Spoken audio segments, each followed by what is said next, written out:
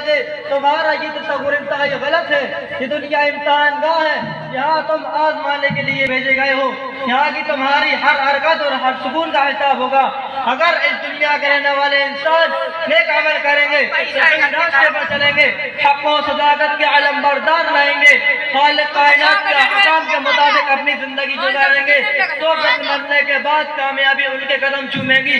اور اگر اس دنیا کا بچنے والا انسان سرکشی اور غرور کے راستے پر چلے گا, خدا بند قدوس کے احکام کی نافرمانی کرے گا, اللہ کی بنائی ہوئی زمین پر اکڑ کر چلنا چاہے گا, ظلم و ستم کی چنگاریوں سے اپنے بھائیوں کو جلانا چاہے گا, تو پھر ایک دن آئے گا کہ جب اس کو اپنے کیے کا حساب دینا ہوگا. جب اس سے پوچھا جائے گا تمہیں تو ہاتھ دیے گئے تھے تاکہ تم کسی کمزور کی امداد کرو, تمہیں تو آگے دی گئی تھی تاکہ تم غلط اور صحیح کی تمیز کر سکو, تمہیں تو پیر دیے گئے تھے تاکہ تم خدا کی عبادت کے لیے مسجدوں میں جاؤ, تمہیں عقل دی گئی تھی تاکہ تم باطل طاقتوں کے مکاریوں کو شکست دے سکو اور حق کی آواز کو بلند کر سکو. کیا تم لوگوں نے ایسا کیا؟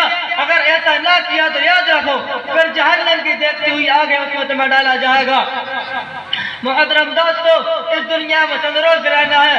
بادشاہ ہو یا فقیر, سرمایہ دار ہو یا مزدور, عقل مند ہو یا بے وقوف, مرد ہو یا عورت, سب کو ایک دن یہ دنیا چھوڑنی ہے. یہاں کا سیم و زر, مال و دولت, جائیداد, زمین, کوئی آپ کے ساتھ نہیں جائے گا. ہمیں یہ سب چھوڑ کر ایک ایسی جگہ جانا ہے جہاں ہمارے نیک اعمال کام دیں گے. چند پیسے جن کے ذریعے ہم نے کسی غریب کی مدد کی ہے, چند رکعتیں نماز جو ہم نے خلوص نیت سے ادا کی ہے, چند میٹھی باتیں جو ہم نے کسی مجبور و بے کس کو اطمینان دلانے کے لیے کی ہیں, یہی چیزیں ہمارے کام آئیں گی اور دنیا کا تمام سال سمر ہمارے لیے بیکار ہوگا. سچ کہا ہے کہنے والے نے کہ عرص ہوا کو چھوڑ میاں مت دیش بدیش پھرے مارا, قذاق اجل کا لوٹے ہے دندات بجا کر نکارا, کیا بھینسا بیل کیا گولی پلہ دربارا, سب ٹاٹ پڑا رہ جاوے گا جب لاد چلے گا بنجارا. محترم دوستو, جب موت آئے گی تو آپ کو ایک منٹ کیا ایک سیکنڈ کی بھی فرصت نہیں دے گی.